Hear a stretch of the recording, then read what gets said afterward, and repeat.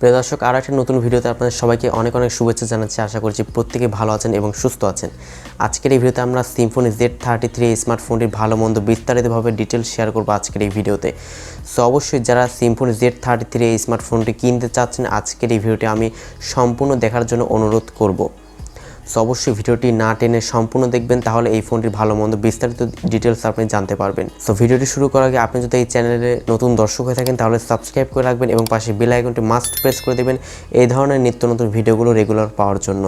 So চলুন শুরু করা যাক আজকের ভিডিও। প্রিয় দর্শক, প্রথমে জেনে নেওয়া যাক যে সিম্ফনি Z33 এই স্মার্টফোনটিতে কী কী ফিচার্স দেওয়া হয়েছে। এখানে আপনার সফটওয়্যার আপডেট হিসেবে অ্যান্ড্রয়েড 11 এর সুবিধা পেয়ে যাচ্ছেন এবং ডিসপ্লে সেকশনে পেয়ে যাচ্ছেন 6.52 ইঞ্চি একটি HD+ রেজলিউশনের IPS ডিসপ্লে এখানে আপনারা পেয়ে যাচ্ছেন। এখানে কিন্তু পারফরমেন্সের দিক নিয়ে কথা বলতে গেলে এখানে আপনারা 1.8 GHz একটি 12 ন্যানোমিটারের অক্টাকোর প্রসেসর কিন্তু পেয়ে যাচ্ছেন। এটি হচ্ছে T610 একটি প্রসেসর এখানে ব্যবহার করা হয়েছে। সিম্ফনি Z33 এই স্মার্টফোনটির ক্যামেরা সেকশনে কথা বলতে গেলে ফোনটির ব্যাক সাইডে আপনারা দুইটি ক্যামেরা পেয়ে যাচ্ছেন।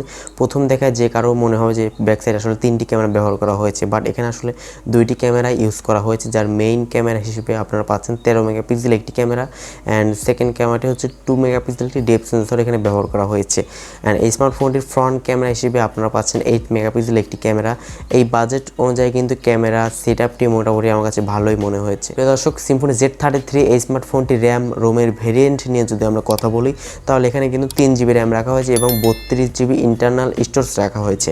ফোনটির ব্যাটারি সেকশনে থাকছে 5000 mAh একটি ম্যাসিভ ব্যাটারি। এই ব্যাটারি দিয়ে কিন্তু মোটামুটি ভালোই আপনি চার্জিং ব্যাকআপ পাবেন।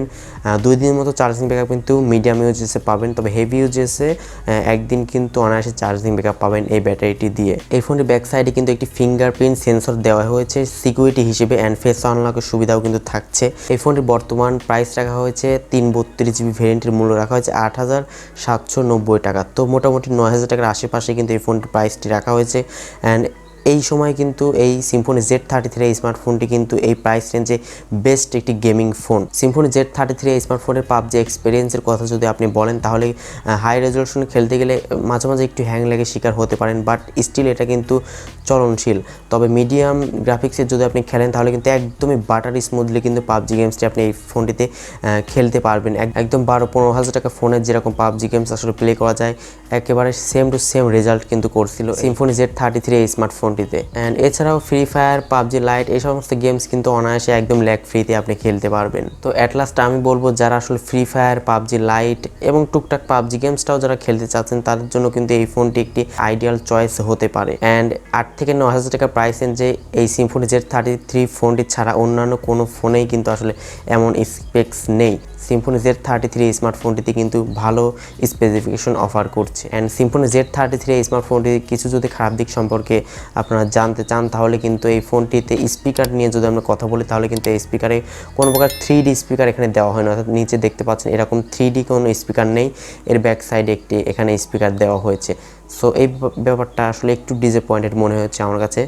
নিচে একটি 3D স্পিকার দিলে ভালো হতো বর্তমান সময় যেটা আসলে চলছে। অ্যান্ড এই ফোনটিতে কিন্তু 3GB RAM 32GB internal storage রাখা হয়েছে। যদি আরেকটু 500 টাকা 1000 টাকা বাজেটটি বাড়ে যদি 4GB র্যাম রাখা হতো তাহলে কিন্তু সব দিক দিয়ে পারফেক্ট একটি ফোন হতে পারতো, কিন্তু আসলে পৃথিবীতে কোনো জিনিস আসলে পারফেক্ট নয়, আপনারা হয়তো সবাই জানেন। সো এই স্মার্টফোনটি কিন্তু 8 থেকে 9000 টাকার মধ্যে যারা একটি ভালো ফোন কিনতে চাচ্ছেন এই ফোনটি অনায়াসেই নিতে পারেন।